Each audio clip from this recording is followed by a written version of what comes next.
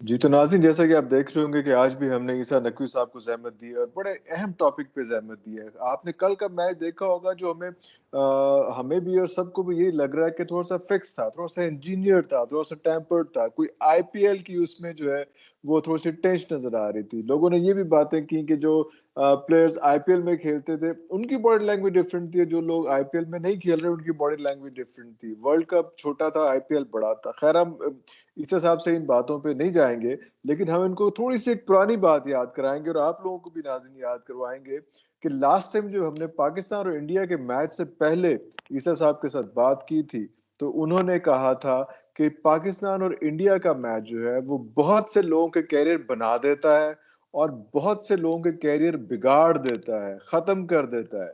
तो हम यहीं से शुरू करते हैं कि मैच तो शुरू हो गया, अब जो नया मैच जो फँसने वाला है सेमीफाइनल का, उससे पहले-पहले बताएँ कि वो जो आपने बात की थी, वो क्या थी?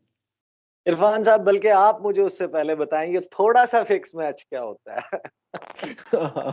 थोड़ा-सा फिक्स। अच्छा नहीं वैसे मज़े की बात है ये सिर्फ़ ना लोग इसके ऊपर बात कर रहे हैं, मैं पहले ज़रा 2 जुमले इसके ऊपर कह दूँ। जी, जी, प्लीज़। इरफान साहब ये ना अक्सर कहते हैं कि खिलाड़ियों को जो है ना आपने देखा होगा कि पीएसएल को अगर ख़त्म करना है तो जो उनके साथ खेलने वाले पीएसएल में जाके इंटरनेशनल प्लेयर्स जाकर खेल रहे हैं, उन्हें कह दें कि आपका आईपीएल में दाखिला बंद हो जाएगा अगर आपने पीएसएल को खेला और फिर वो एक डोमेस्टिक क्रिकेट बन जाएगी और फ़ारिग हो जाएगी पाकिस्तान सुपर लीग।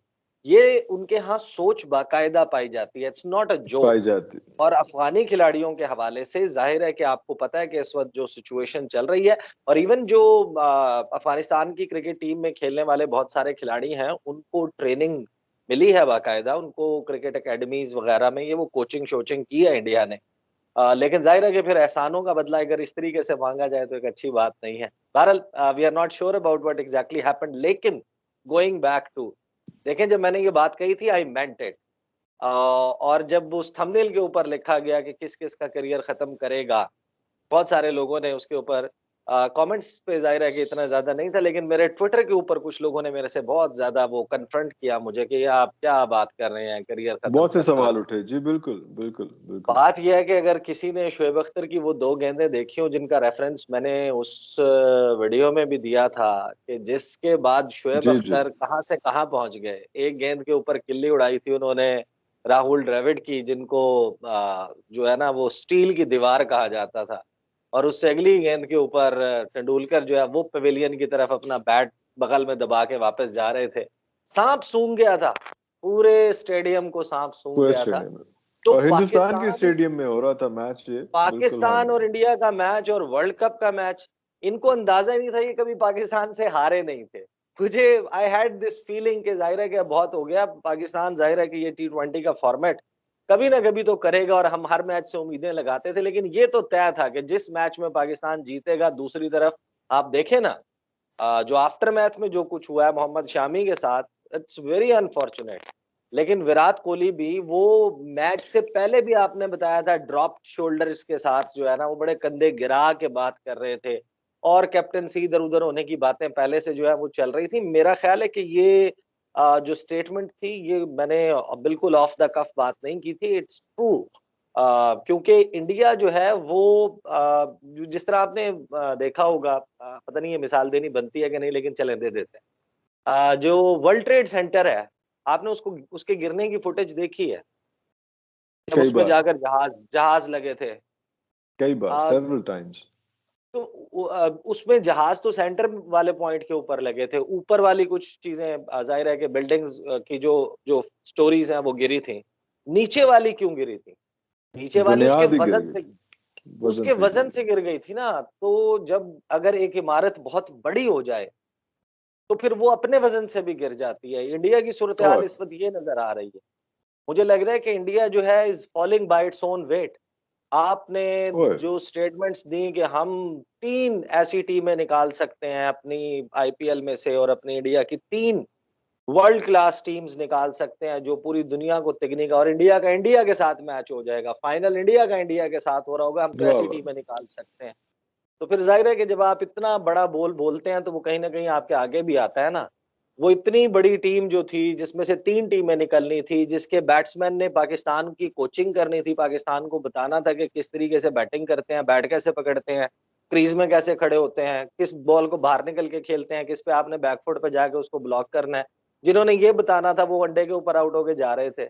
तो ये मैं लफाजी के लिए नहीं कह रहा, बट इट्स ट्रू कि ये जब आप इस फैक्ट है, किस्म ये की इट्स अ पार्ट ऑफ आप हिस्ट्री, ऐसे यस करते नाउ। हैं, फिर वो उनके क्रिकेटर्स टीआरपी का चक्कर है सारा, आपने जनाब अपनी रेटिंग बनानी है, बड़े-बड़े बोल यानी कहाँ हरभजन सिंह आप जाके जनाब पाकिस्तान की खवातीन के साथ ट्विटर के ऊपर और अदरवाइज़ आप उनके साथ बदतमीज़ी कर रहे हैं, गालम-गलौच पे आप उतर आते हैं और हार का आपको तजुर्बा ही नहीं है, आपको लगता है कि हार जो है वो हमारे उसमें है ही नहीं यानी कि डिक्शनरी में नहीं है।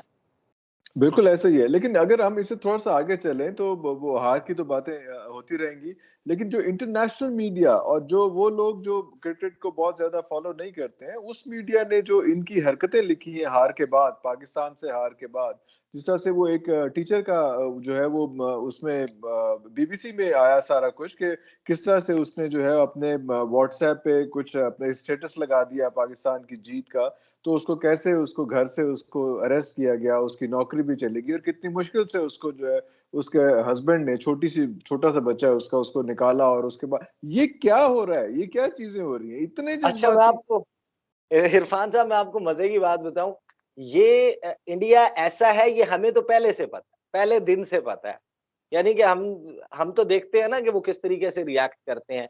ये पूरी दुनिया को अब पता चला है। ये एक मैच जो है, इसने इंडिया को एक्सपोज़ कर दिया वर्ल्ड ओवर। जहाँ क्रिकेट खेली जाती है, जहाँ नहीं खेली जाती। हर हर जगह पर अब एक बात आपने वॉल स्ट्रीट जर्नल की आप रिपोर्ट उठा के देखें, आप बीबीसी की देखें, आप इंटरनेशनल मीडिया को फ़ॉलो करें। हर जगह इंडिया के हवाले से जो इस वक़्त गुफ्तगू हो रही है, आप अंदाज़ा लगाएँ। अच्छा मैं आपको ये बताऊँ, ये ऐसा नहीं है कि ये अभी ये 92 में हार जाते तो उस वक़्त एक्सपोज़ हो जाते। आप 96 में इनको हरा देते, ये 96 में एक्सपोज़ हो जाने थे। 99 में हरा देते, ये 99 में एक्सपोज़ हो जाते।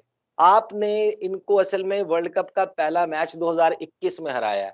तो लोगों को, दुनिया को 30 साल लग गए ये बात देखने के लिए कि इंडिया असल में उसका चेहरा क्या है। आपको क्या पता है है? कि वाह, ये वाह! एक मैच को लेके उनकी डेमोक्रेसी के ऊपर सवाल उठ रहे हैं, उनके फ्रीडम ऑफ स्पीच के ऊपर सवाल उठ रहे हैं।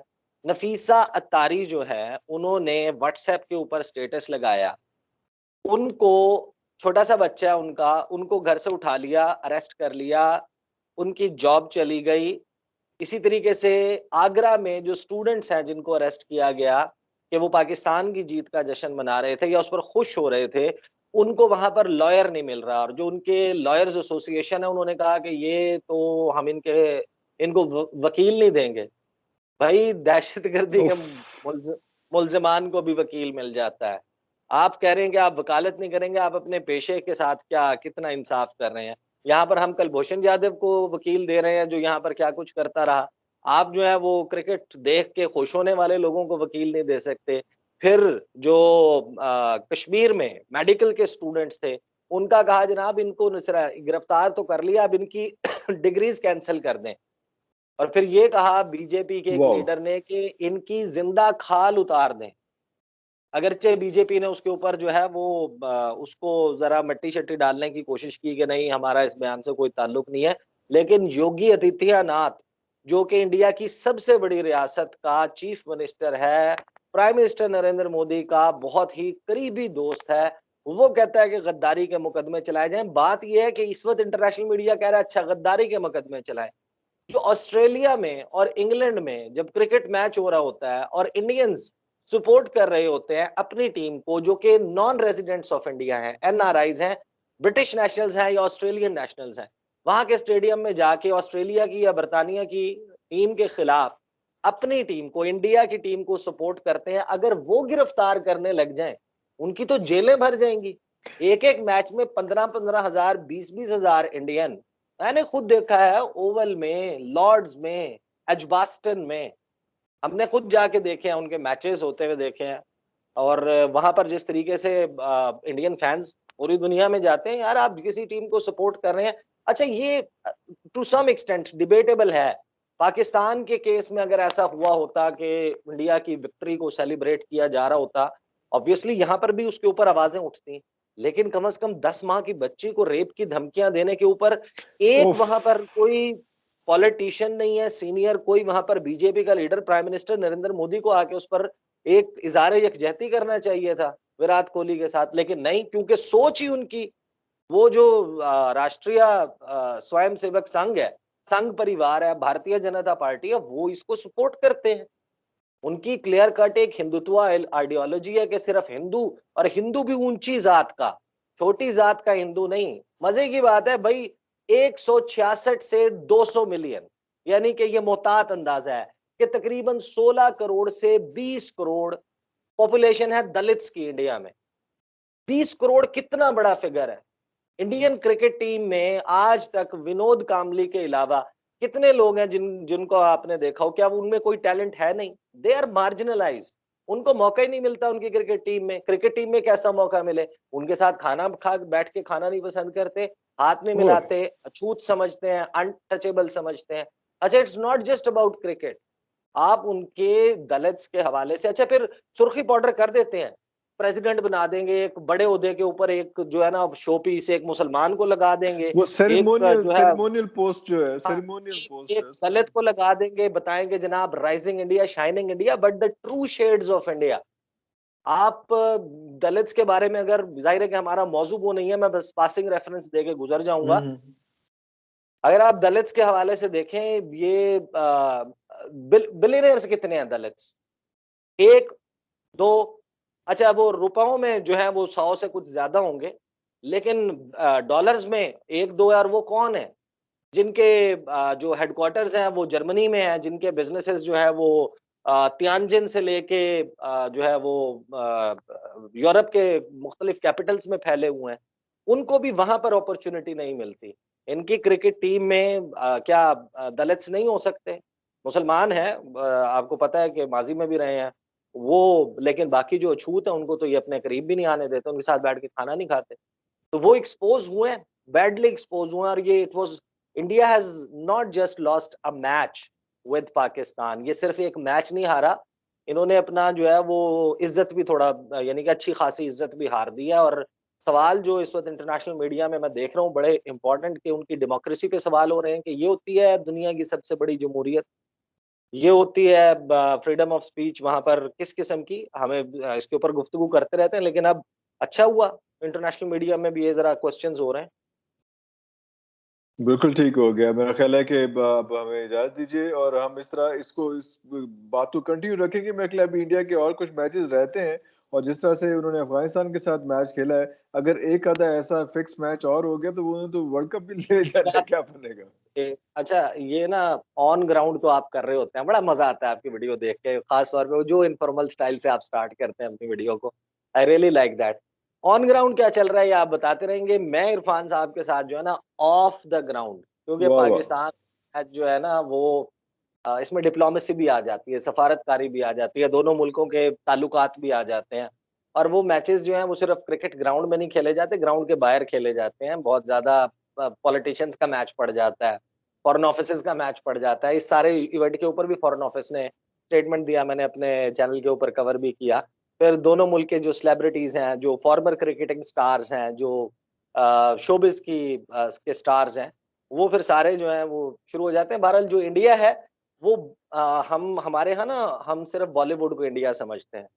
बॉलीवुड का इंडिया और है, असल इंडिया और है, जाके देखें। चलिए आपसे इस मौज़ूद बार-बार बात करते रहेंगे। इजाज़त दीजिए। खुदा हाफ़िज़।